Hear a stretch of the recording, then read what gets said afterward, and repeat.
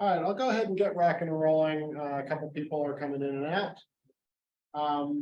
So welcome. Thank you guys for popping by this afternoon. This is going to be a primer on the listing agreement and the addenda that you need to get your paperwork done so you can get paid.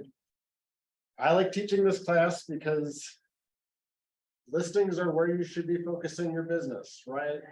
Gary Keller, co-founder Keller Williams, he's all about listings, right? With listings comes buyers, with listings comes your ability to advertise, your ability to go on social media.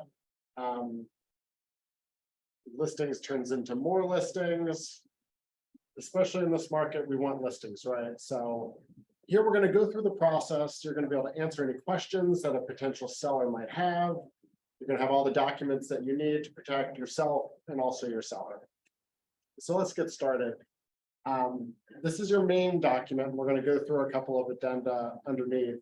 But this is your exclusive right to sell. This is the document that creates the relationship. This creates the fiduciary duty where you represent that seller, and it also sets forth obligations, rights on both sides, and how you're ultimately going to be paid.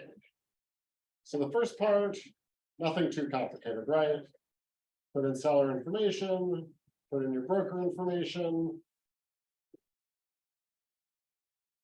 We're going to put in the property address here. All right, first question you guys are going to have to answer is, are we in fee simple or are we subject to an annual ground rent? If you guys aren't familiar with the concept of ground rent, it is super confusing and quite strange. It basically only exists in Baltimore City and a couple other places in the world. It's a really old concept where there would be these leasehold owners of the land, and then people would sort of rent instead of buy. So it's this strange historical thing that is still around in Baltimore City and parts of Baltimore County. And what's important to explain is that when you own a property subject to ground rent, you still own that property, right? You don't have a landlord that you need to get permission from when you need to replace the windows or paint a door or whatever. You own that property, but you get to pay some small fee to the fee simple leaseholder. So it's usually like $120 a year, something not huge, but it really does need to be explained. So it's either subject to ground rent or your fee simple. Fee simple is sort of the largest and best type of ownership available. If you own something in fee simple, you own the sky, the personal property, and the land. That's the good one. So again, when you're speaking with a seller, you need to ask them if they pay ground rent or not. They should receive a bill if they pay ground rent, and it may also be available on land records. You have to have an effective date and you have to have a termination date on your listing agreement. These are legally mandatory requirements, so just make sure that it ends. In this example, we put it at 6 months. Some people put 1 year. Just make sure you kind of have the conversation with your sellers to say, look, maybe you think you're going to sell it in 2 weeks, but you don't want to make a 2-week listing agreement because then you wind up having to get an extension and an extension and an extension. So a lot of people will put a longer term, either 6 months or maybe a year. But just make sure you have the conversation saying, okay, even if I put a year, that doesn't mean that I think it'll take a year to sell your house, but I'd rather us be in this relationship and not have to get constant extensions if it's going to expire over and over again. But then naturally following this term, people could say, oh man, you know, this really could, I don't really want to be locked into a relationship for 6 months or a year. I will literally say to people, sure, we're locking into this relationship, but you can fire me at any point. Like we're not, there's nothing in stone here. It's not a forced marriage, right? So here I put terminable in writing 5 days notice. Some people put 1 day notice, some people put terminable immediately. I like to at least build in a few days here so that, let's say, things are falling apart, the seller is unhappy. They can give you written a notice to terminate, but let's say you have an open house the next day, or let's say you've been negotiating with somebody else trying to get that offer. This buys you a couple days to get under contract. And once you're under contract, then they can't just terminate the listing agreement in that same way. Okay, you're going to need to have a listing price in your listing agreement. Now, this part, definitely let them know that this is also not in stone. This is subject to change, right? So for the purpose of getting the listing agreement, maybe you haven't totally settled on price yet, but you have a conversation, say, okay, Mr. Seller, let's just put in 350 for now. We're still going to look at some comps. We're going to put it on coming soon. And if it changes at all, we can make that adjustment. But we just need to have something in here for part 5. Part 6, I just use as an opportunity to discuss, the resources that you have and any restrictions that they might have. If you have somebody that works from home, or if they have kids, or if they have dogs and they're dealing with homeschooling, maybe they need 6 hours, 8 hours, 12 hours notice. This is where you have those discussions, and then this will inform how you list it on the MLS. You could say, you can restrict bookings so that you're required to have at least 2 hours notice or whatever it is. Okay. Part 7 gets into how we're going to market and advertise this property. The big benefit of going with a realtor is that we have access to the MLS. Big benefit of the MLS is that a whole bunch of people are going to see your property, right? So that's the highest and best way to market your property in this industry. Okay, so this gives us permission for us to advertise in the normal course. There are some extreme circumstances where maybe a seller doesn't want you to have it on the MLS. That's where you would go and have them fill out Part B. If they check this box, we may not submit the market and market the property by and through display on the MLS. This is basically stupid. Why would you sell a house without putting it on the MLS? Right. In fact, the next paragraph basically says, Mr. Seller, this is very stupid that you've checked this box. You're not going to get fair value for your property anymore. So they make a big deal. So this is almost always going to be left blank. If someone really insists on marketing it without the MLS, just have that conversation. Wouldn't you want the most people to actually see your property? So Part B will almost always be blank.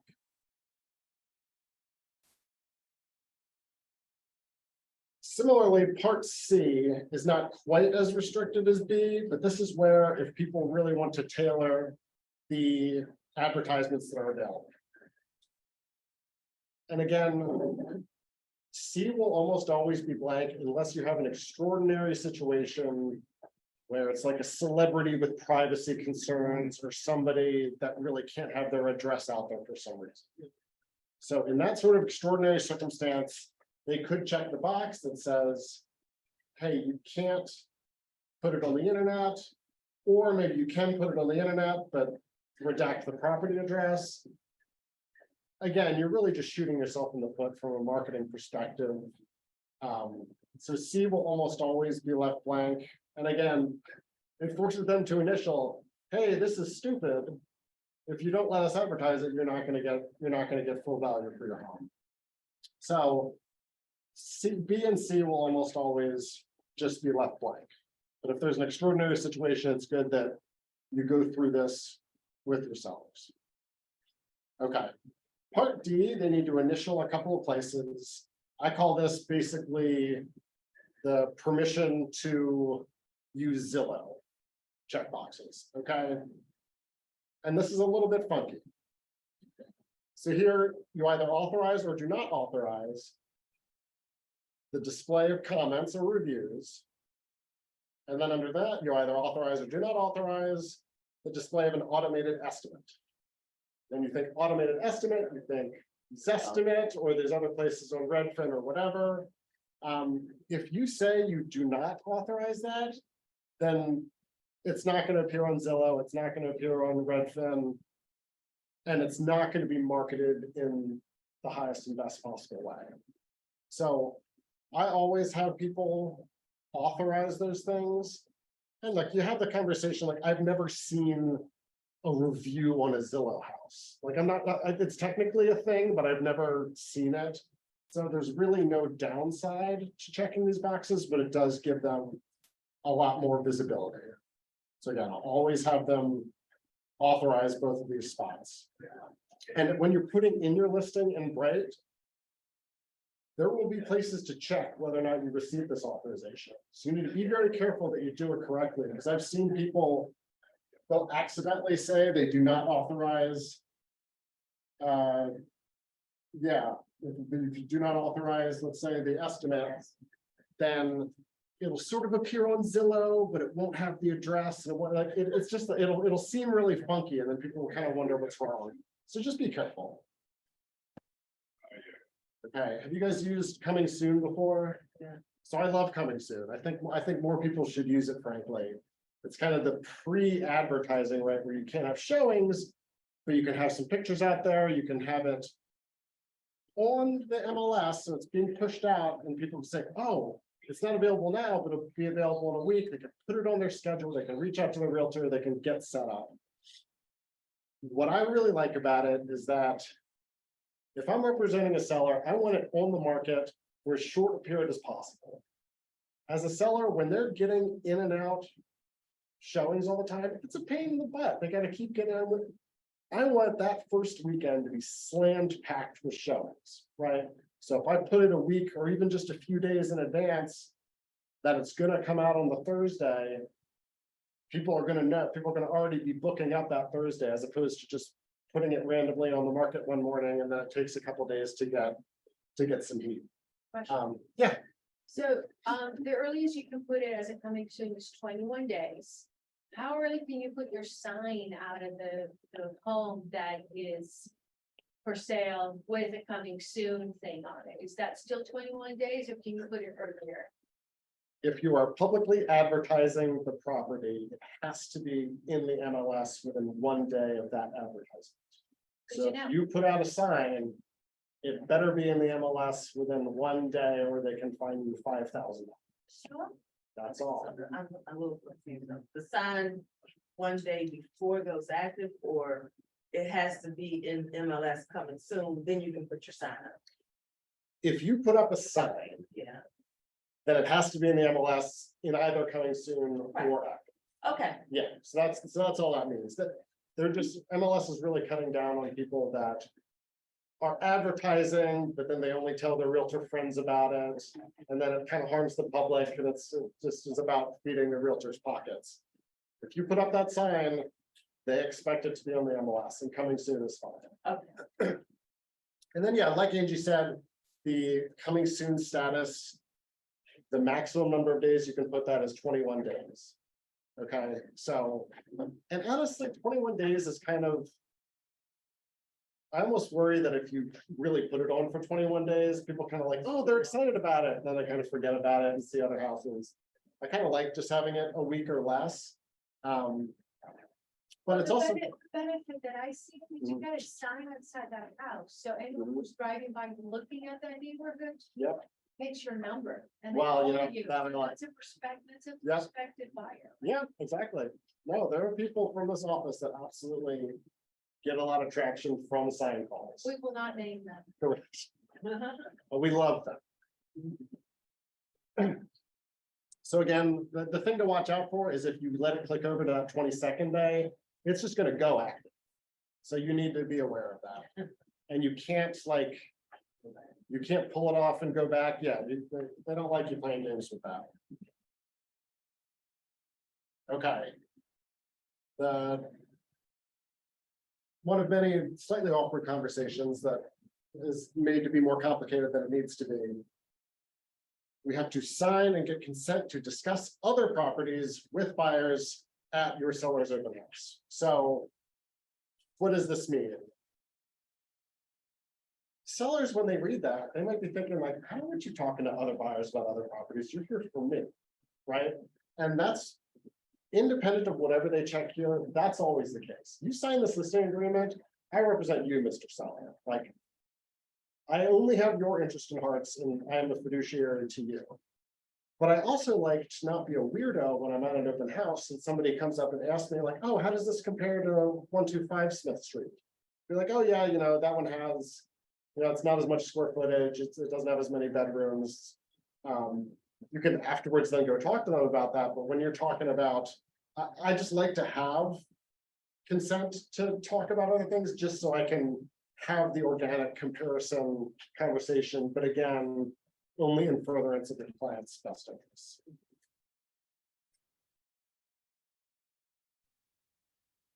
Your sellers are gonna have to initial here under part 10. It is illegal for them to record audio without people's permission. So they can't have, there are people that have all kinds of crazy security systems in their house that are recording all kinds of stuff. You are not allowed to spy on people. It is against the law and you can get into a lot of trouble. So this is, again, we are protecting our sellers here. Say, Mr. Seller, I don't want you to go to jail. I don't want you to get a fine. Turn off the cameras or turn off the audio portion. I believe you are technically allowed to have like the nanny cams, as they're called, where they do not record audio, but they might have a broad view where they can make sure that they're not like stealing stuff. So the recording of audio is what to focus on. So the video cameras are okay, as long as they don't record audio. Correct. And do they need to disclose that anywhere? Do I need to disclose that anyone? No, it's No. just kind of given. And this is also a little bit different from the Ring cameras that record outside of the house. Outside, yeah. Just as an aside, if you're working with buyers, please don't discuss, oh, I love this property, I'll do anything to get this property Right, in front of the damn Ring. Ring camera, and then they're like clearly spying on you from the other side. And that's basically if you're outside on the sidewalk, there's not the same expectation of privacy as if you're within the walls of a. Okay. Please don't discriminate. You're a seller. Please maintain insurance. Okay. Here's the part where you make sure that you get paid.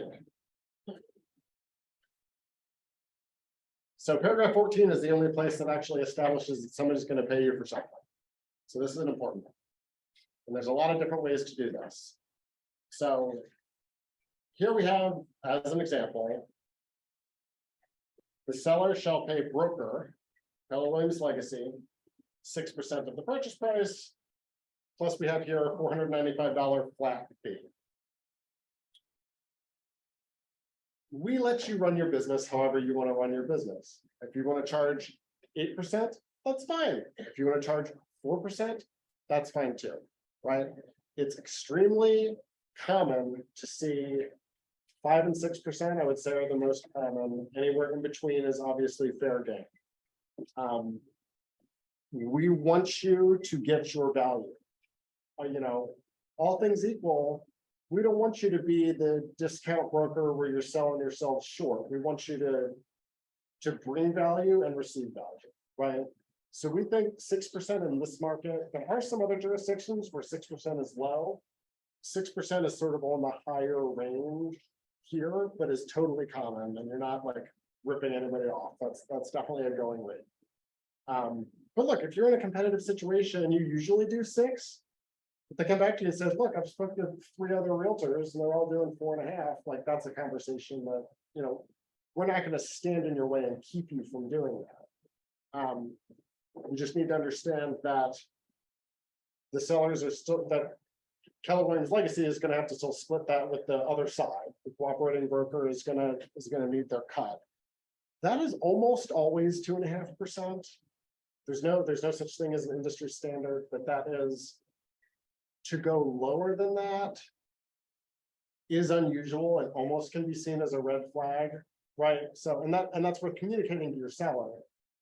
Say, look, we could, like, I don't care what you pay the buyer agent, but also I want to make sure that if it's too low, is the buyer agent going to be less likely to show a property? It's not supposed to work that way, but we figure it probably does. It does. Absolutely. So that's the conversation, like, let's not. And candidly, if I see somebody that's only offering like 1% to the other side, I'm like, these people are gonna be a pain in the butt to deal with. It's like, man, they're gonna nickel and dime everything. So Doug, do you also list, do you also like sell? Yeah, Are you so also a salesperson? this much of a salesperson, yeah, I like to kind of keep it a tiny bit. Yeah, yeah, So I do, my sister-in-law just went under contract, and, Right. you know, a couple of years ago, I helped somebody sell their house, and their daughter wanted to sell their house, so I was able to do that a few months ago. So just to kind of like stay up with the contracts and keep current with the trends, right? So the big. So you notice there's a $4.95 flat fee here. You do not have to charge this, you can charge this, you can charge a higher amount, you can charge a lower amount, right? The last brokerage I was at required a flat fee of a certain amount, and it went directly to the brokerage. The salesperson didn't get to touch that at all, right? We don't handcuff people. If you want to do, so it's extremely common across the industry to see like 500 or 600 or lower as a flat fee, okay? And that is something that you should be asking for if you can get it. But make sure that you are able to articulate what that is doing, right? So if somebody asks you, I'm already paying you 6%, what the hell is this extra $500 for? You need to have a response to that objection, right? And it may be you put that on, and it's, you know what, Mr. Seller, for you, I'm just gonna cross that off. And you look very, very good crossing off that number right in front of them, right? Or if also that number syncs up, I believe, with the transaction coordinator cost. Isn't that convenient? Because say, oh, Mr. Seller, actually, great news, we have a transaction coordinator that does X hundreds of dollars of deals, X hundred deals per year.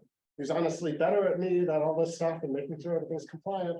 So that fee is going to help me give you that service. actually, I say, that doesn't go to me, it goes directly to our coordinator who makes sure that all the documents are in line and compliance and, Yep, you better. you know, so. Yeah, pass the check, which is true enough. So again, just have an answer to that. You know, anytime numbers and money is involved, you just have to understand it's sensitive, but also I am very much, I'd rather over talk about it at the front end instead of being accused of, you didn't tell me about this $500, like, you just don't want surprises at the closing table, right? So have the conversations. All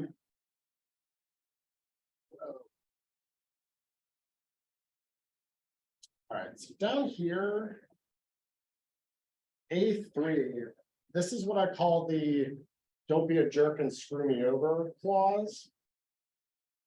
This basically is here to protect you guys from an unscrupulous seller. Oh, thank you so much, Angie, for bringing me that buyer. You're fired, by the way. I'm just going to go ahead and not pay you 6%. Okay, that's what this keeps you from. That's what this keeps the seller from doing.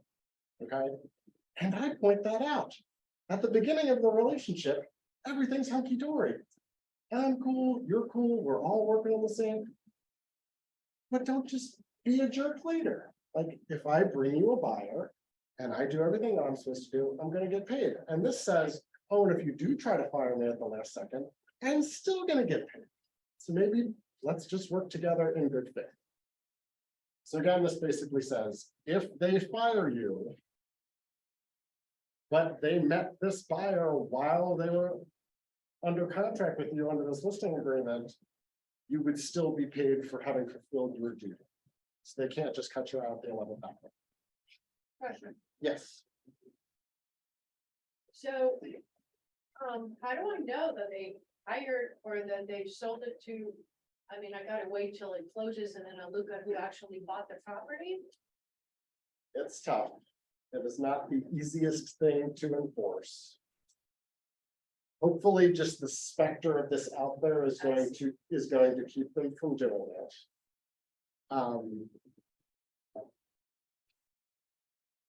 I think you're right. That is basically the only way to actually sue them later. And you might like, And is it a buyer during the period I am hired that comes in and sees it, even if it's from another agent? Or is it somebody I personally bring in? Go back and read it.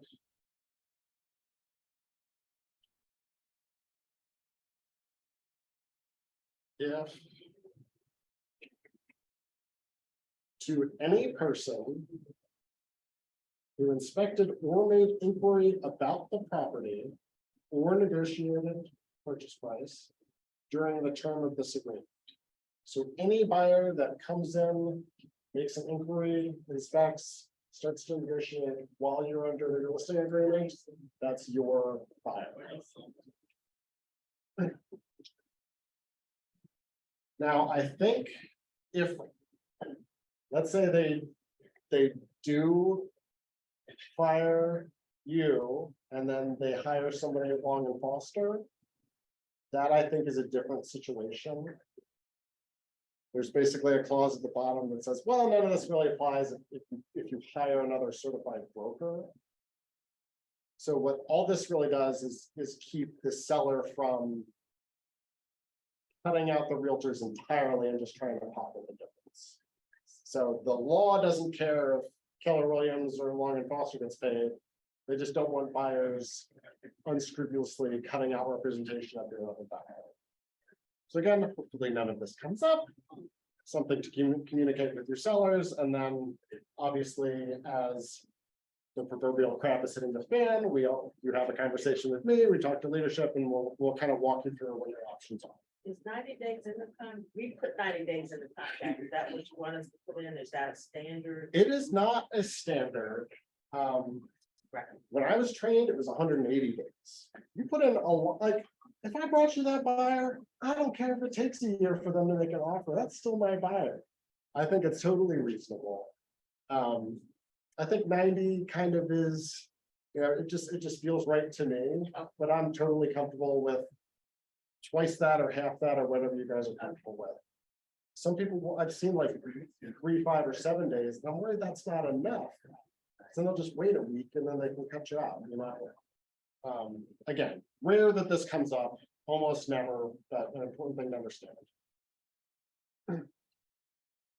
Okay, here's another piece that I see people handling differently, so it's worth having a conversation about. This is about what happens to the EMD if the deal falls apart. Okay, so let's say buyer's under contract, puts up a $4,000 deposit, and then just changes their mind. I like this contract, I like this property over here better, and they pick it up. This is item 14. Yep, still on 14. If the buyer defaults and the earnest money goes to the seller, great. This says,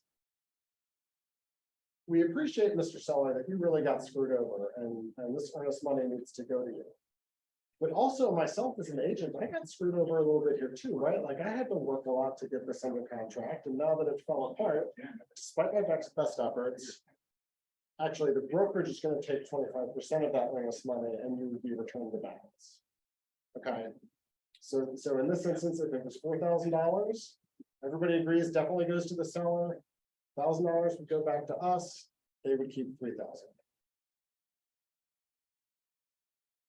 I think $25% is a good amount. And I think it's reasonable to explain it exactly the way that I just did. Like we're all kind of suffering here. It's not my fault that it fell apart. It's not your fault that it fell apart. You know, we all spent a lot of time and energy on to the next one. And also, but you know, a lot of times people, you know, if it becomes antagonistic at all, people don't want to go after their sellers for this kind of stuff a lot. So it kind of will depend on your relationship. You know, if you're pretty confident, you're going to just relist it and sell it, you're good to go.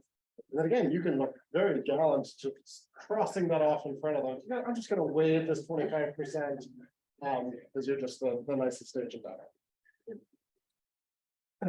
So this could be 0. This could, I certainly wouldn't do higher than 50%, just because it's going to be hard. It's going to be hard to explain.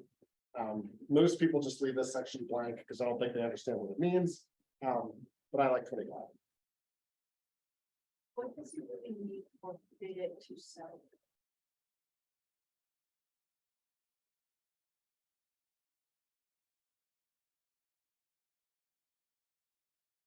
So the amount forfeited, that would mean that parties agree that the buyer's earnest money needs to go to the seller. So it's either returned to the buyer or it is forfeited to the seller.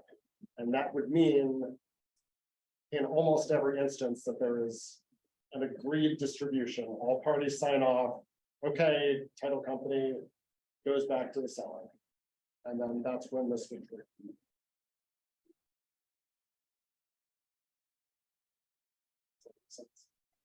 That's okay. I need to spend more time. Yeah, I mean, it's basic. The trouble with earnest money is that it usually just sits in either our escrow account or the title company's escrow account.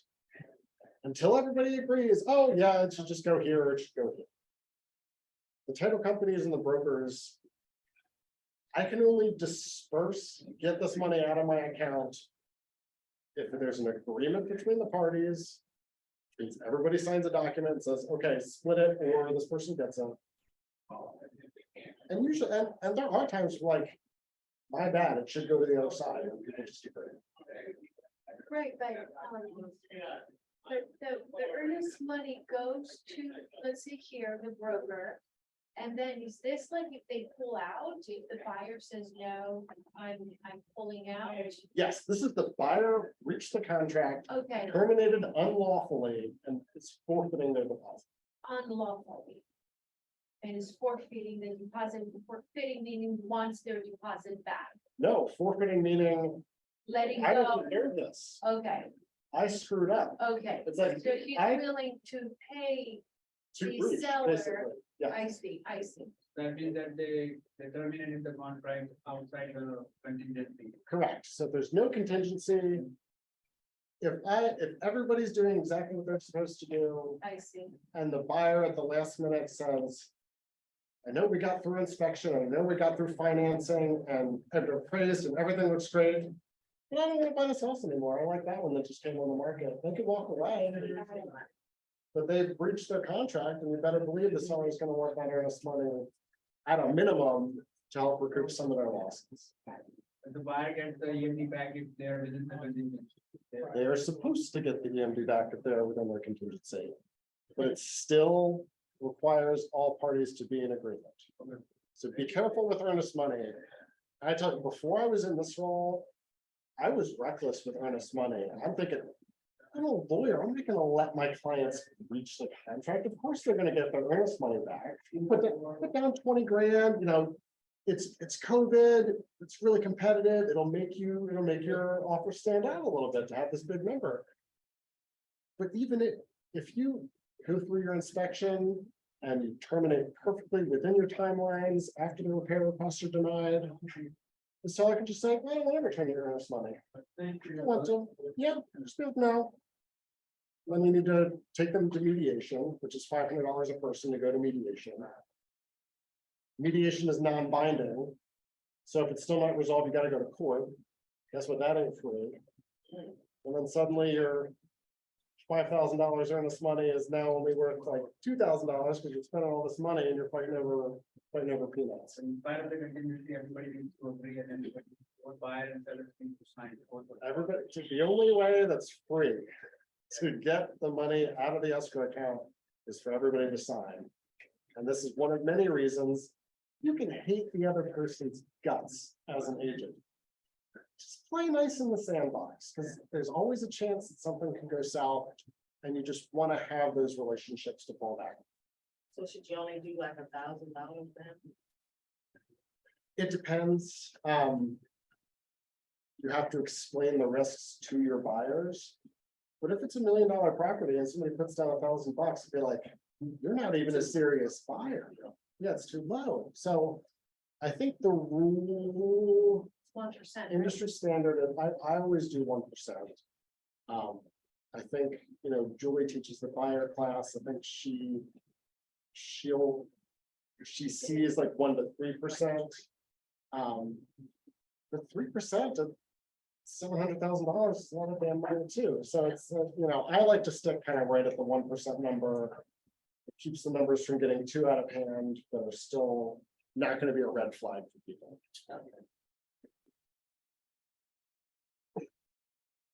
All right, here's the piece number 15 about how the other side's going to get paid. Like I said, I do really almost always see 2.5%. So that's what I suggest, just to kind of play nice in the sandbox.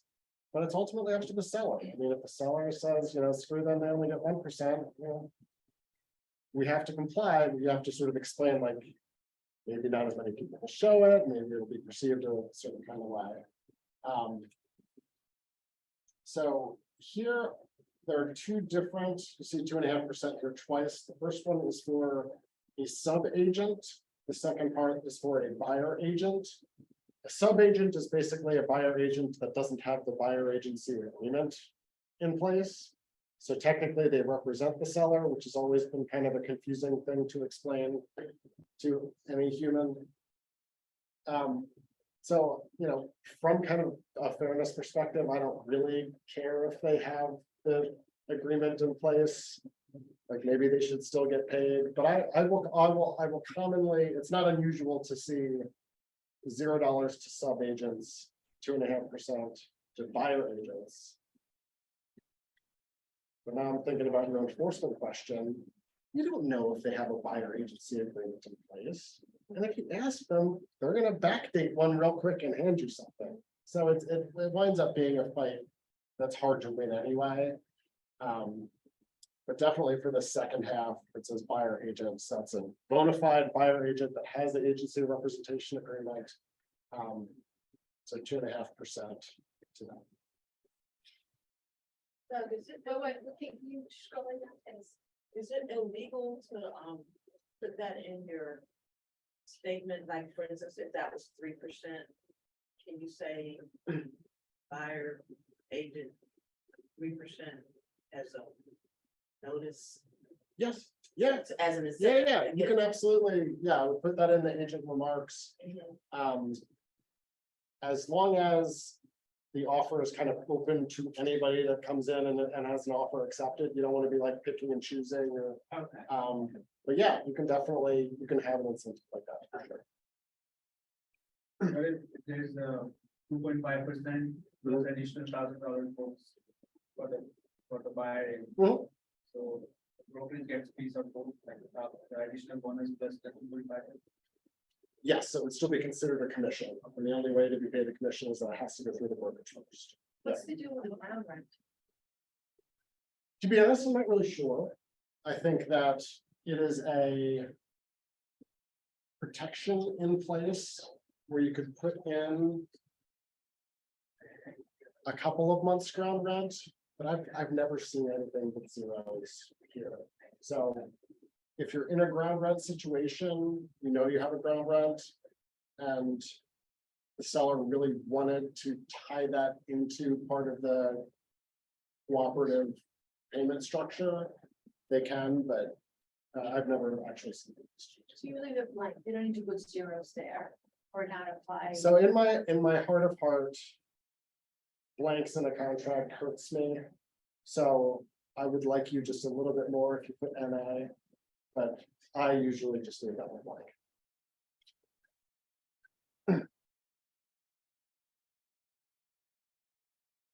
There's a separate round rent agenda. So we Yes. could put NA there and then just have our round rent agenda. Well, yeah, because so this is just this is the listing agreement between the brokerage and the seller, where we're deciding how we're going to be paid and how the other brokerage is going to be paid. The ground rent addendum breaks down the payment information. That's a disclosure to the seller. So that's a part of the contract as opposed to this, which is our separate representation agreement. Okay. So you don't really need to get into the details of ground rent as much as to explain that there is or is not ground rent. Mhm.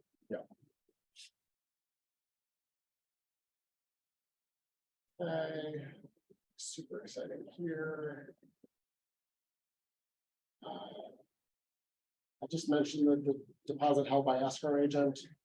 If the EMD is held by the broker, how the money is held, how the money is treated, how it can be released is strictly governed by the Maryland Real Estate Brokers Act. If you wanted to hold it with Universal Title or whoever, they're not governed by the Maryland Brokers Act. So that's why they need a separate escrow agreement that says how that money is going to be treated. And every title company does it a little bit different.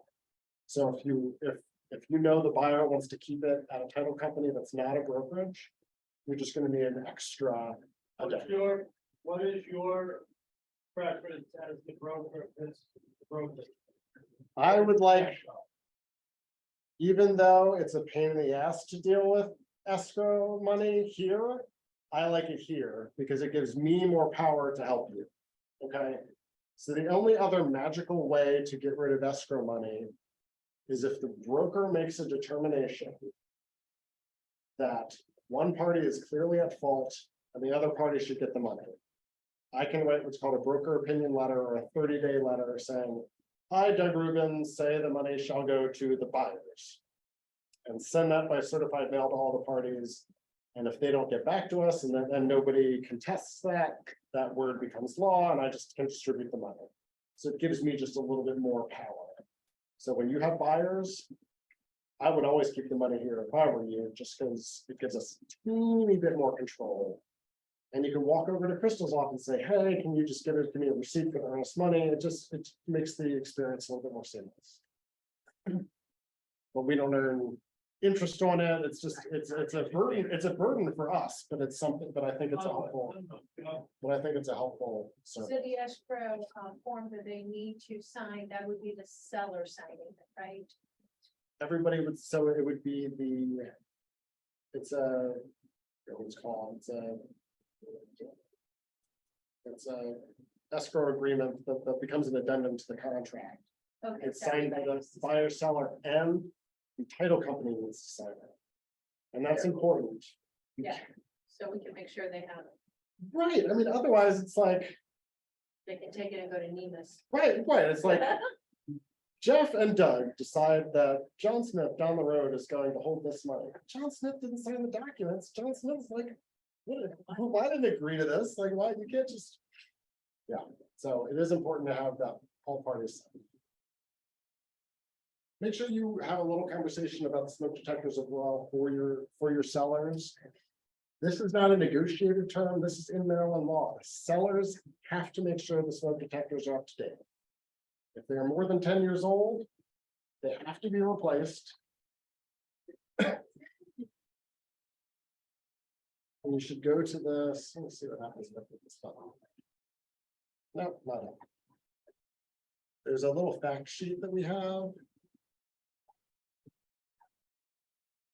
That basically says, if the house was built after 2003, then that means that, everything has to be hardwired or hardwired interconnected or lithium ion. So there's different requirements.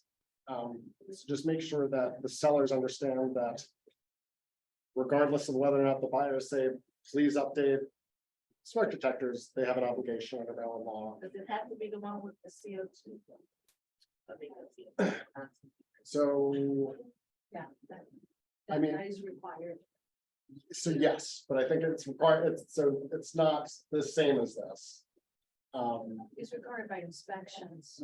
Right, so inspection is gonna say, Yes. if there is natural gas in the house, there needs to be at least one CO2. Okay.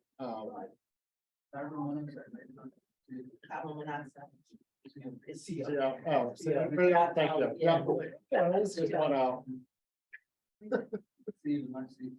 Carbon dioxide. Monoxide. Yeah. Monoxide. So it's only for properties that have been 2000, after 2000. No, so I was just using that as an example, because there are different, basically older properties.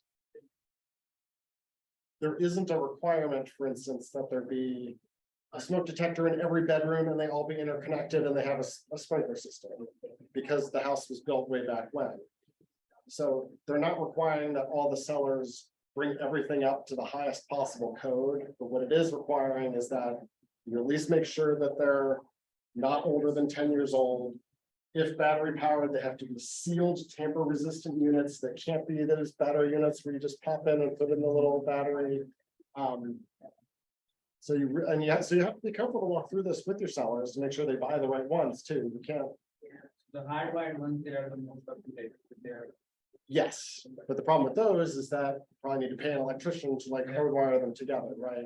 So usually, if it's battery powered, you can replace it with a battery powered. It has to be an upgraded battery powered one. Yeah, and if it's hardwired, you can't rip that out and put in a battery powered one. You have to replace it with another hardwired one. But if you open the wall in an old house, then it has to be hardwired. We ran into that. They had to come back and put it in all our. bedrooms. Right, so sometimes if you do more than nominal improvements, the inspector will say, Yeah. well, given the nature of this, this is now almost like a new build, and now we need to put in sprinklers and rewire it. They were so upset, but they had. Yeah. Yeah. Okay, so they just need to initial that they understand this. That's why we spent some time on that. Lead paint, just remember that 1978 is the magic year. It's constructed prior to 1978. You have to basically presume that there's lead. If it is built 1978 or later, then you don't have to worry about lead, which is great. So the seller is going to have to check one of these boxes. And again, if they don't know when it was built for some reason, then we just have to assume that it was built prior to 1978. This is where they make that disclosure. It's not you deciding when the house was built. They need to say when the house was built. This is just a notice that in the event that a certain amount of work is being done, if you have to rip open walls like she's talking about, and it was built prior to 1978, you might need to get an EPA certified contractor that can do that sort of stuff. So just to understand that certain types of work will require certain licensure. Okay. So do you give the brochure for lead to the seller? Yes, And then you also put that on the disclosure forms on the MLS? Yep. That he signed, right? Those are Yes. All the forms that he has to sign. yep, so there's gonna be the lead pamphlet that you need to provide. There is the federal lead-based paint addendum, where you say whether or not it was built prior to 1978, say whether or not you have any records. And yeah, so addenda is when there's more than one. So it's the federal lead-based paint addendum, and then there is a Maryland lead-based paint addendum that really only applies for rental units, but Maryland Realtors has said we should just include it for all properties prior to 1978, just as a disclosure in the event that they'll become a rental at any point. They understand what the city requirements are.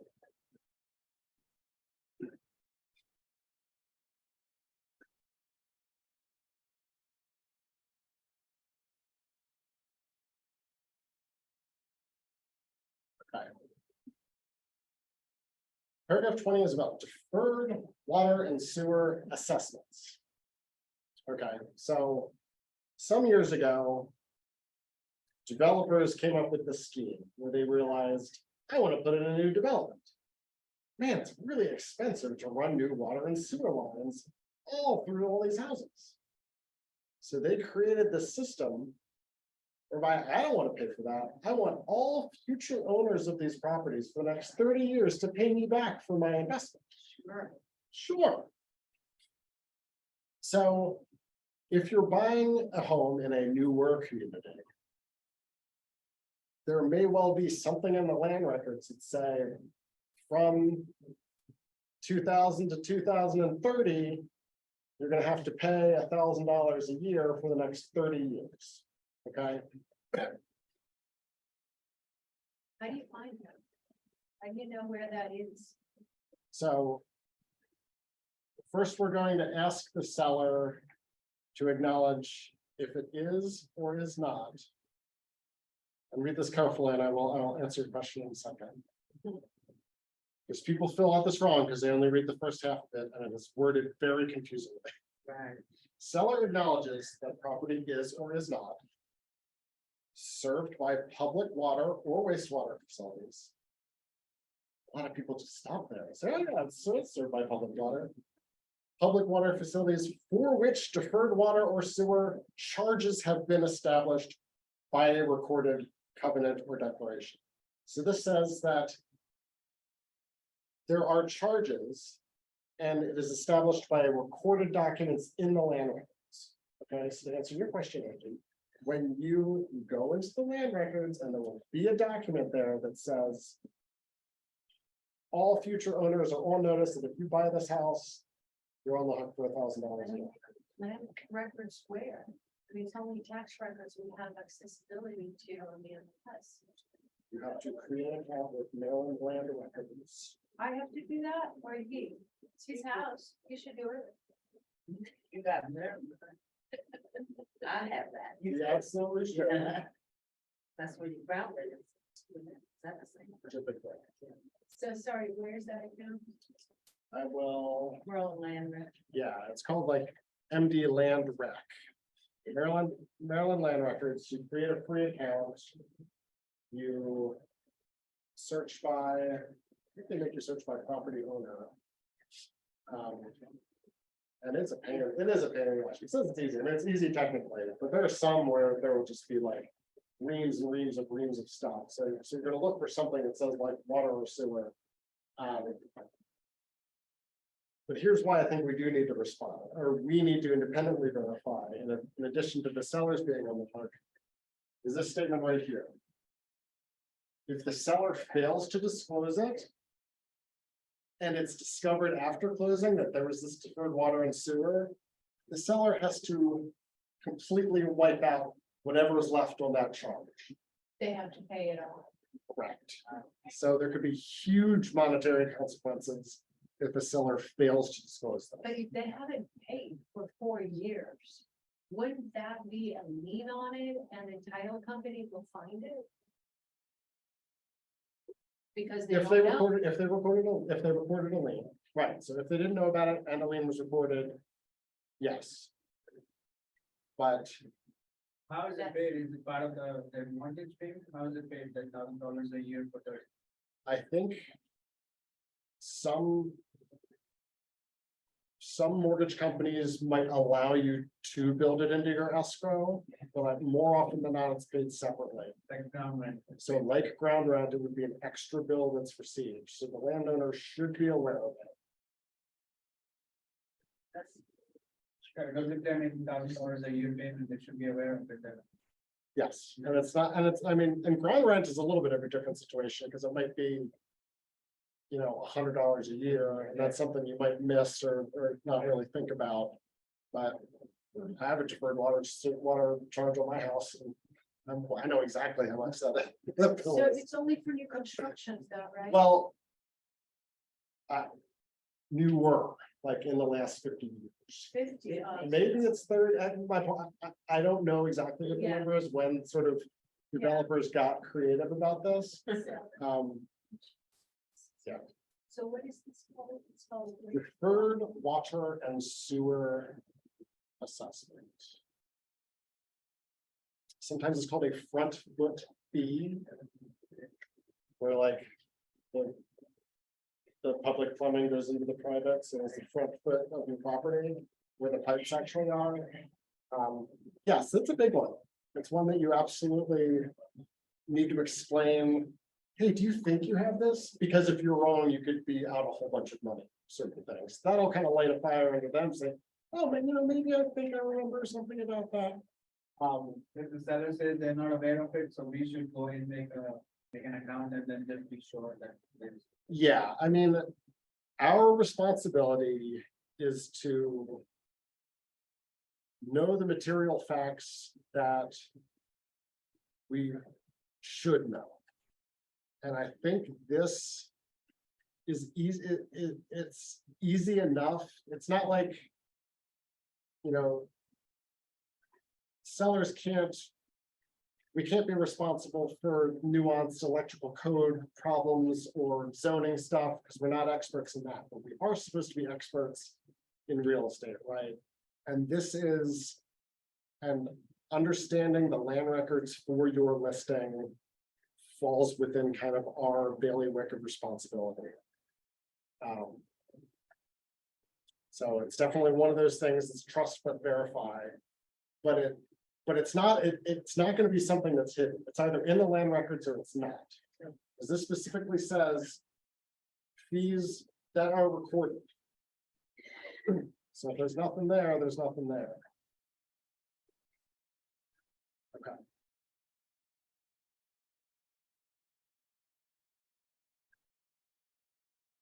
Authority to disclose existing offers. Part 21. So this is basically allows us to answer the question, do you have any offers in hand? Does the seller have any offers yet? I suppose there's some sellers that just want to say like, don't answer that question. It's top secret information. Just say, I'm sorry, I can't answer that question. But you know what I like to say as a seller agent? In fact, we do have another offer in hand. Highest and best are due by business end tomorrow. When I have the opportunity to say highest and best by X date, I know I'm going to get the best value for my sellers. Can you lie? No, you cannot lie.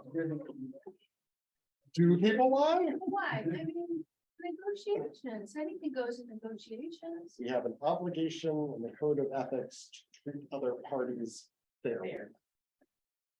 That includes not lying. In fact, If we lie, then we get caught. All fair and money.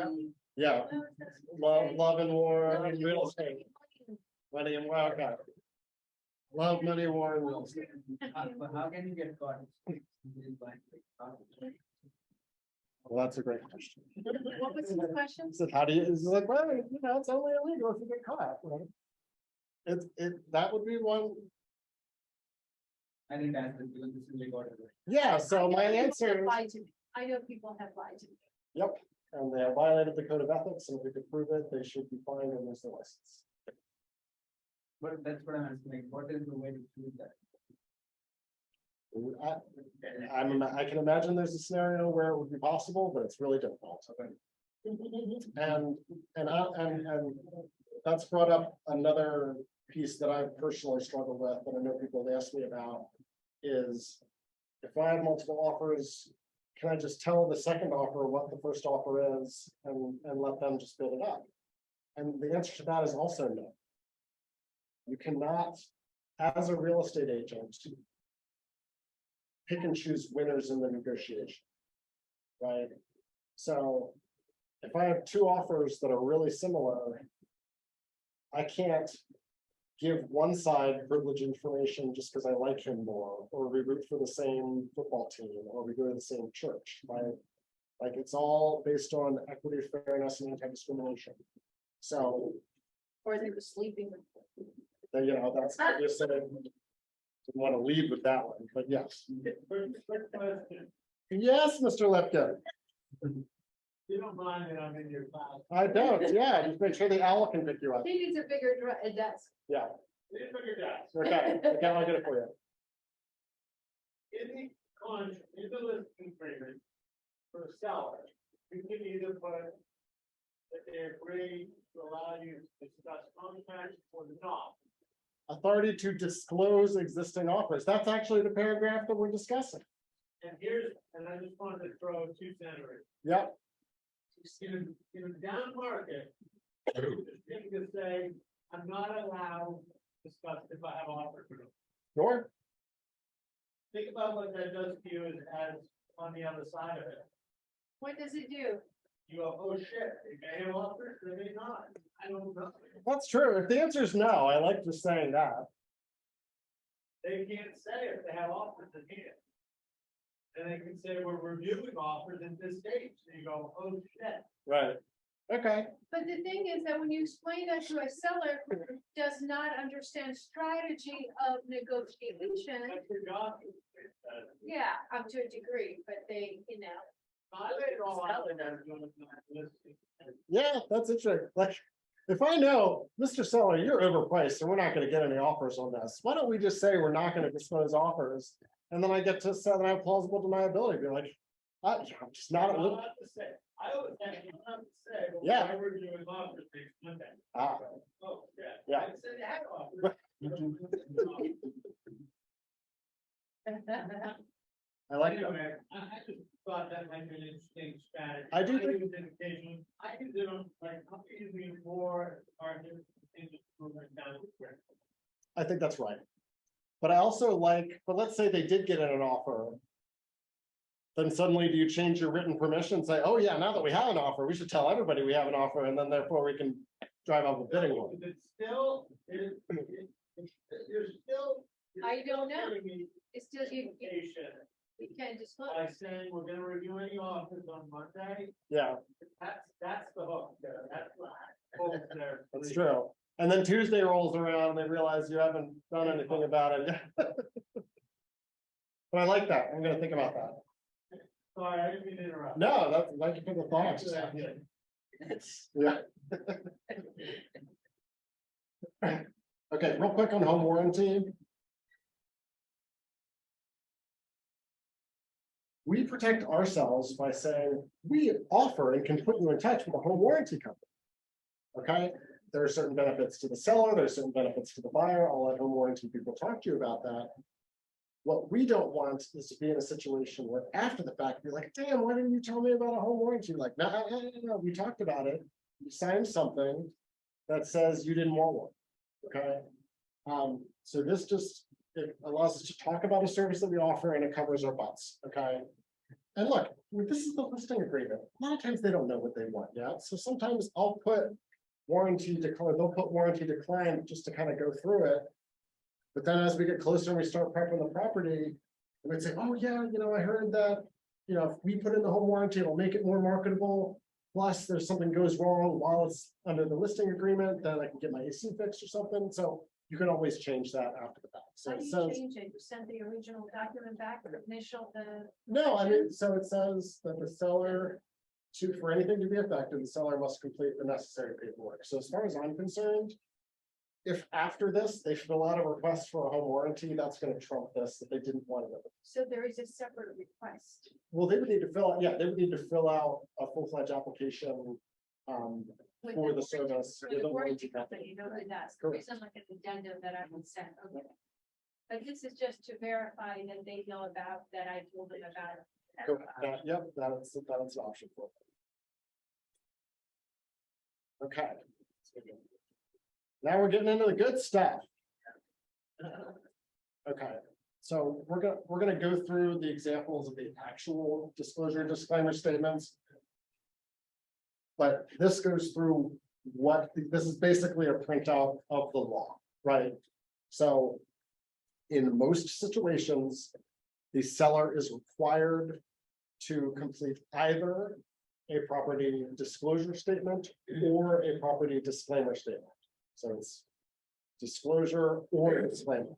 Why they decided to put it on one form just to confuse people and make it a disclosure / disclaimer, I can't answer that question. But you only ever need to do one, okay? This also sets forth that there are some properties that are exempt.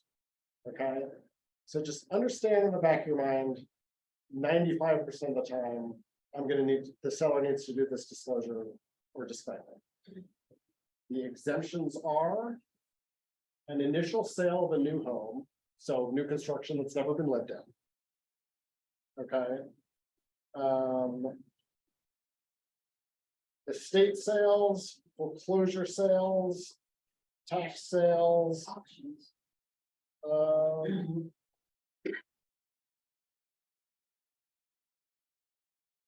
No, we still have to do it. A lot of auctions are estate sales, so they'll be exempt for that reason.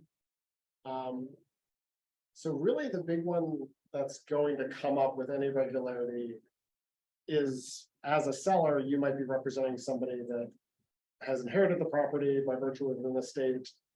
And that makes sense, like they never lived there, they're just, disposing of this estate. So they don't have to do that. And similarly, if you are putting in an offer for a foreclosure sale, you're buying from the bank. Bank's like, I never lived here. We bought it, here it is. So those are the two ones that'll come up occasionally.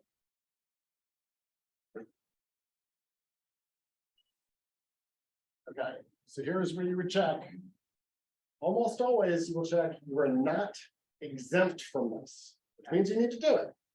So if it were a estate sale or a new build or something, then you would check it is exempt, and then you wouldn't have to do it. So most of the time, they're gonna check is not exempt. Okay, you're gonna ask your people if they are subject to any conservation easements. This again would be something that would be on the public records. So if they are not subject to any conservation easement, they'll initial here. They are subject to some easement. They need to say which one it is and provide pertinent documents. Make sure you keep insurance. Understand what flood zone might apply. Oh, here's a fun one, the Maryland non-resident seller. Always, always, always have this conversation with your seller. Look at their driver's licenses if you have to. Make sure that they are residents of the state of Maryland. This also includes entities. If the owner, whether it's a person or an entity, is not a Maryland resident, they are subject to a buttload of extra taxes. So just have that conversation so that people understand. And responded at settlement. If you work with the comptroller and you figure it all out, is it always? I had an in-depth conversation with Tony. In the premise of it is so that they, I'm getting short by people leaving the state and not paying the taxes, so they get it up front. Okay. Interesting. Because I had a, And I might be wrong, but that's what Universal told me. yeah, and I bet. So there's a lot of different facts or scenarios where it may come up. So it's all, so really it's just a conversation. Make sure that they understand this, and then you jump through those hoops and figure it out with title in advance. So let's say it was a Delaware LLC that owned the property. And they're selling it. They could get dinged with this as an entity. Unless, I know Julie had to work through this some months ago, where they had to work with the Department of Assessments and Taxation and get basically special permission from the comptroller that, okay, in this instance, we'll waive that extra tax. So it's just a couple extra hoops you may need to jump through. To have that conversation and then work with your title attorney.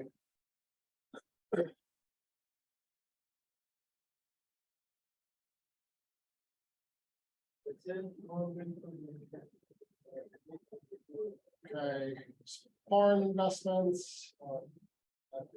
So it is to comply with the IRS. And then miscellaneous legal jargon. Okay, and these are the addenda that we're going to see a lot. I like in advance to have them consent to dual agency. Remember, in Maryland, dual agency just means there would be two different Keller Williams legacy agents. And I would just have them sign it and say, look, I'm a part of the big brokerage. If you don't let us do dual agency, you're cutting out 300 other agents. That's probably not smart. So again, we want to bring them. I don't care where the offer comes from. We want offers for our sellers. There's a disclosure of inclusion and exclusion of leased items and utilities. This is also a part of the contract where they're going to, and this is something you have your sellers do. They're going to check off. I'm including the curtain rods. I'm including draperies. I'm including the dishwasher. Usually they're going to do this disclosure disclaimer statement. There's also. What is meant by this affiliated business? Yes, there's a couple extra that we're going to go over here. So if the brokerage has an ownership interest in any service provider that we're in a position to make referrals for, we have to include this affiliated business arrangement. So in this case, we're currently affiliated with First Pitch Title. We might actually be changing that to Universal Title. In any event, it's just something, it's just one of those things that we always need to include. There's basically nothing to it except to say, like, look, Mr. Seller, you need to, the lending laws basically say you need to sign this, just acknowledging that the brokerage has an ownership interest in this other institution. I also really like to provide this one, guys. the financial condition of the property. This is where the seller sits down and says, okay, I have a first mortgage to, First National Bank, where I owe $100,000, and I have a second mortgage to Capital One for $10,000. And they'll just kind of go through all their financial obligations. And that just lets you have the conversation right. If you're thinking about a list price and it's not going to pay off their debtors, that's an important conversation to have at the outset, because then you might be talking about a short sale where you'd actually need permission from the lenders to go forward. So just make sure you have that kind of upfront conversation. Okay, so this is a new document that applies to all the different brokerage agreement types. So in this instance, we're talking about the right to sell residential brokerage agreement.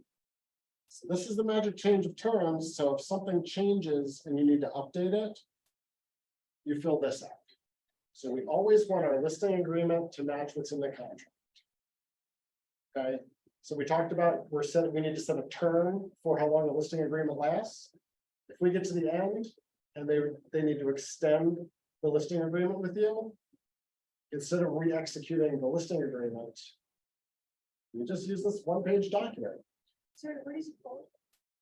This is the change of terms, or change in terms addendum to brokerage agreement. This is a new form. This just came out this past October. And you would check the box for whatever type of agreement that you're modifying. So it's just one form for all the different brokerage agreements. So here you check the box, right to sell a residential brokerage agreement. Initial part 1, put in a new expiration date, have everybody sign it. This is also where you can change the purchase price relative to what you previously talked about. So to protect yourselves, we never want to be accused of selling for a price that was not agreed upon. Okay, that's sort of one of the cardinal sins that you can do. So you always want to have it in writing. If they say you originally talked about $350 in your listing agreement, but then you only sell it for $320, or you only list it at $320, you would check the box here, the listing price. Before we talked about $350, now we're talking about $320, just to make sure that you have written permission to modify that price from what we talked about. When do they sign that? In the interim, while we're kind of selling the house, you don't have them do any of that beforehand, right? This is just an additional. Correct. So this is after everything is signed, and you're basically changing The the original term of the terms. original agreement. So if you just need to push out any of the dates, or as you need to change the purchase price. So we wouldn't include this with our initial listing agreement? No, It's No, just if this we is- yeah, change something, then this we is down can the just road. fix that. Yeah. Yep, Okay, gotcha. exactly. In the process, all right.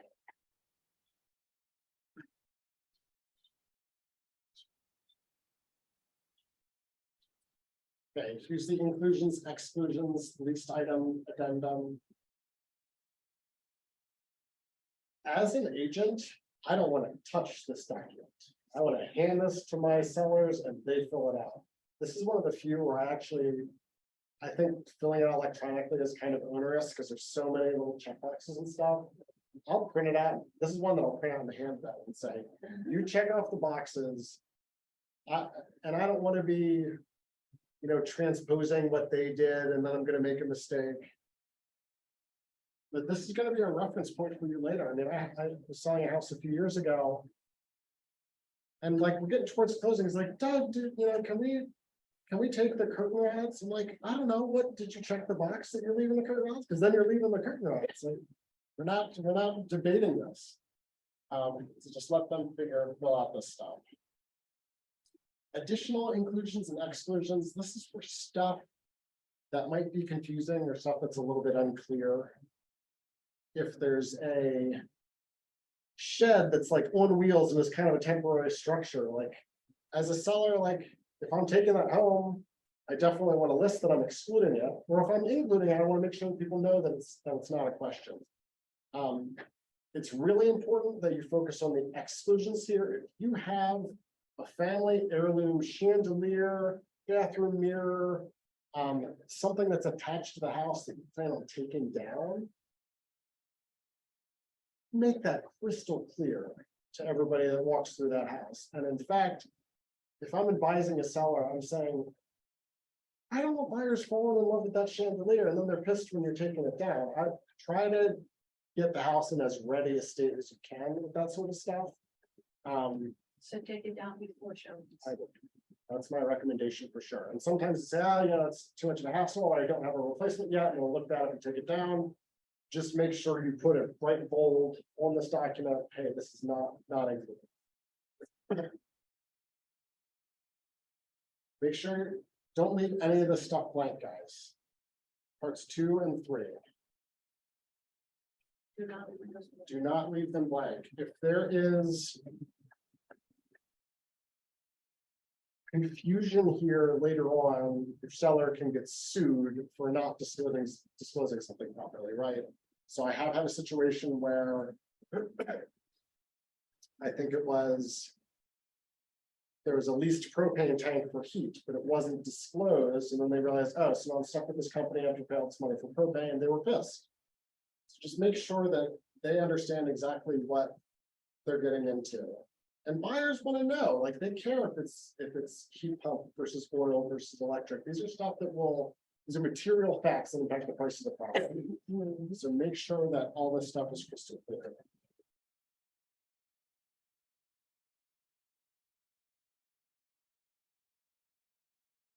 Just make sure you go through all these leased items just to make sure that there's nothing on the property that they're leasing from somebody else and have ongoing obligations.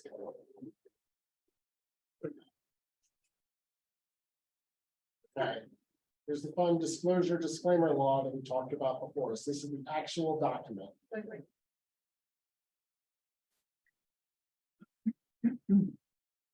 This is a 4-page document. Okay. Oh no, sorry. I jumped ahead. First, there is the notice of your disclosure disclaimer requirements.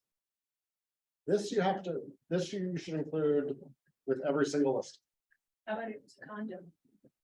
Yep. Still, Every single listing. I don't even care if it's exempt from this law. This is just a notice of the law. So there's a 2-pager. This one, even the agents need to sign.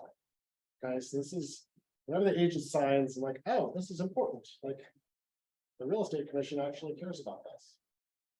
So this is just, again, going through the law. This is what explains their obligations. This is what explains if it's an estate sale or foreclosure, it's exempt.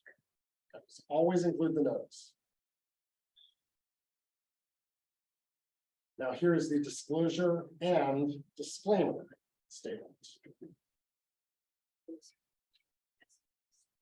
So you have the option to either do the disclosure, which is pages 1, 2, and 3, or you fill out the disclaimer, which is just page 4. Okay, so can you explain that? Because for sure. I am so confused with those things. Yep. So First one is airline. the first one is the disclosure. Okay. So the seller always, unless it falls in one of these few exemptions, needs to either the disclosure or the disclaimer. The disclosure, if you have a seller that wants to kind of brag about their house and you want to give buyers the warm and fuzzies, it's, oh, they're really disclosing everything. They're not trying to hide something. I think it does give kind of positive feelings for the buyer.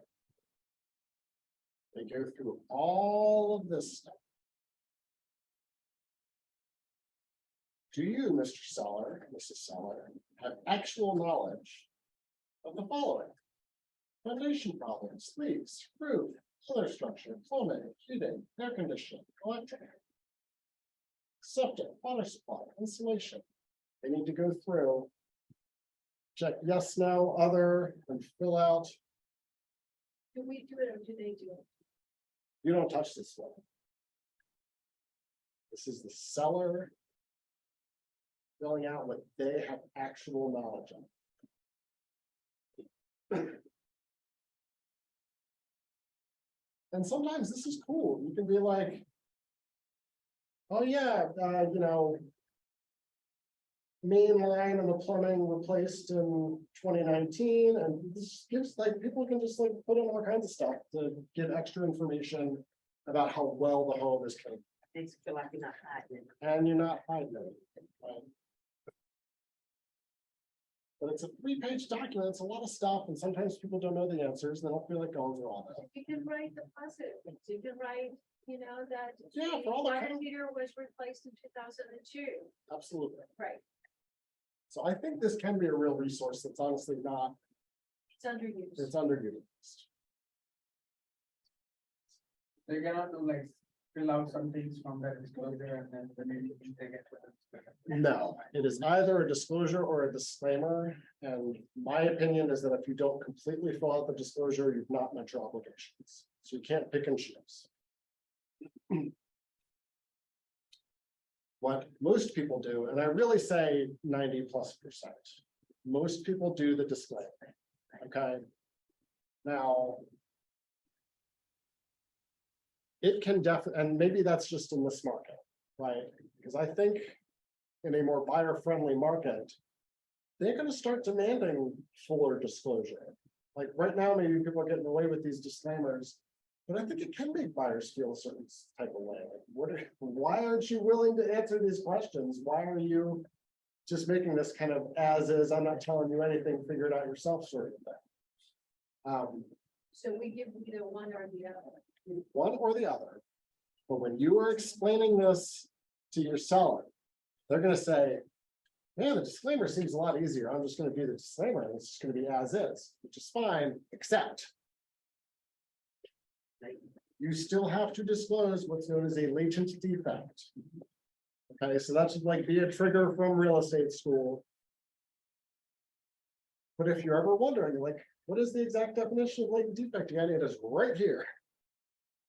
A latent defect is a material defect that a purchaser would not reasonably be expected to ascertain or observe by careful visual inspection and impose a direct threat to health and safety. So it needs to be material, it needs to be hidden, and it needs to be a direct threat to health or safety. Think mold, think electrical issues, think moisture coming from the roof. These are things that you're not going to notice as you're just kind of doing a walkthrough. But if the seller knows about this stuff and they do not disclose it, they can be sued after the fact. Okay. And this can be challenging to prove too, but it's not impossible. You have a contractor come in and say, like, this is clearly not new damage. They knew about this. I'm going to certify that they knew about this. So you can get yourself into trouble. And this is, you know, I sold a house last year, and I could tell that there was something funky in the basement, like there was something in the corner. And they're like, oh, you know, a couple times when it rained, it would get a little moisture. I'm like, how much rain? When's the last time this happened? Trying to get, they're like being really evasive. And towards the end of the appointment, I talk about this. If you do not disclose this and somebody finds out about it later, like they can sue you, like it will be a big problem. It's like, like Doug, come on, let me show you, like over here, like water gets I'm glad we knew about it. So we got the basement waterproofed. It costs, you know, $4,000 or whatever. But instead of this moldy, leaky basement, we now were able to advertise with a lifetime waterproofing guarantee. When we turned like a defect, Disclose that it was a we just, mold? so I'm at this juncture now. I think if you believe in your heart of heart and a licensed contractor tells you that a problem is fixed, I do not think that it is a direct threat to health and safety such that it needs to be disclosed. It's gonna, it falls down to your comfort. If it is a material fact. If something has been fixed, it's not a problem anymore. It's no longer existing. It's like if I have a leaky faucet and I get my faucet fixed, I don't need to disclose that I fixed my faucet next door. It's just not your fine. So that's where I stand on it. There are times where it's a little bit questionable. You don't need to disclose that the waterproofing was done. I disclosed it as a feature, new waterproofing that's with a lifetime guarantee. Here's the paperwork. With a lifetime. Absolutely. But if the buyer asks, like, was there leakage before the waterproof? Then you have to disclose that. Yeah, I mean, you can't lie. Yeah. That's sort of you have to. In Maryland, so. Mold basements, 'cause of Okay. basements. Sure, and that's not. Yeah, it's an important conversation to have. If they ask for paid receipts that you did lifetime waterproofing, can you provide the receipts? For the- Yeah, I mean, you'd have to, I mean, if somebody gets new windows with a transferable warranty or a waterproofing warranty or anything else, like, I'm handing them that paperwork. And because that's a bonus, that's a perk. I had mine from 1987 with Beat Drive. And it's transferred, I still have the original warranty. That's awesome. Yeah. Is the company still around? No? Yeah, they are. Well, another company bought them out, but they have come out and redid some work on it the Awesome. last 2 years. Okay, and here's just the consent to dual agency piece that we talked about. Mhm. So this is what I like the sellers to sign in advance. Sign here, this is consent for dual agency. This is basically saying, I'm open to the idea of having another Keller Williams agent present an offer and we'll work with them. And again, it's basically to say, I want every agent in the world bringing you offers. I'm not interested in cutting out 300 agents, right?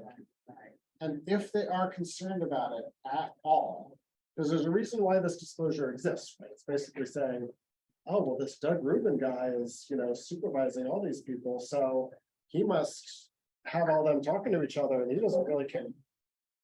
This says expressly, each agent will represent their own client as a fiduciary. They are prohibited from disclosing confidential information, any negotiation terms, or anything related to price. So you can say, you are signing a document that sure consents to dual agency, but only in the situation where they're going to still look out for your best interests.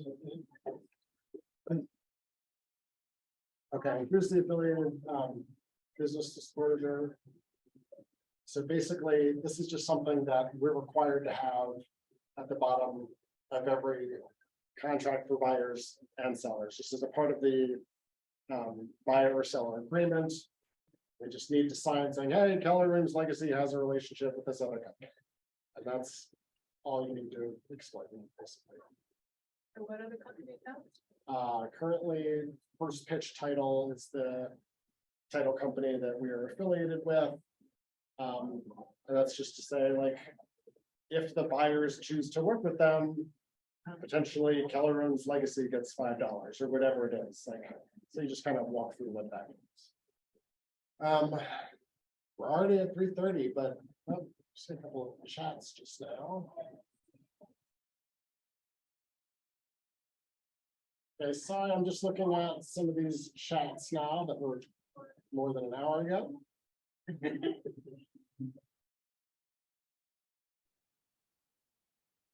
Okay, so going back, can we put a sign up if they didn't allow for an MLS listing?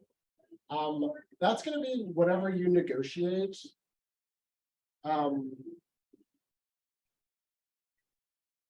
It seems more likely than not, if they're not interested in being listed on the internet, they probably don't want to sign in their yard. But there should be a way to carve out that relationship, and that's just something that we would discuss on a case-by-case basis. It's a really specific scenario there. What if they didn't check the MLS checkbox? So it's just something where you really need to be crystal clear and get consent from them that you have permission to put this on the MLS, which is absolutely in their best interest. That's how we're gonna drive traffic. That's how you're gonna get clicks. That's how you're gonna get buyers. Yeah, as it relates to the commission splits, the number that we put for seller, when I put 6%, that was to Keller Williams Legacy. And then slightly lower down, it also said, and oh, by the way, we're paying 2.5% to whatever cooperating broker. And thank you, Daniel, for this actually. You notice in the example on the page, it was 6% to Keller Williams Legacy, and we're gonna pay buyer agents 2.5%. You notice 2.5 is not half of 6%. No. You do not have, there's nothing that says you have to give them half. A lot of times it works out that way. But especially high producing agents, they know exactly how to play this game. If I'm a listing agent and I'm really good, I'm gonna charge 6.5%.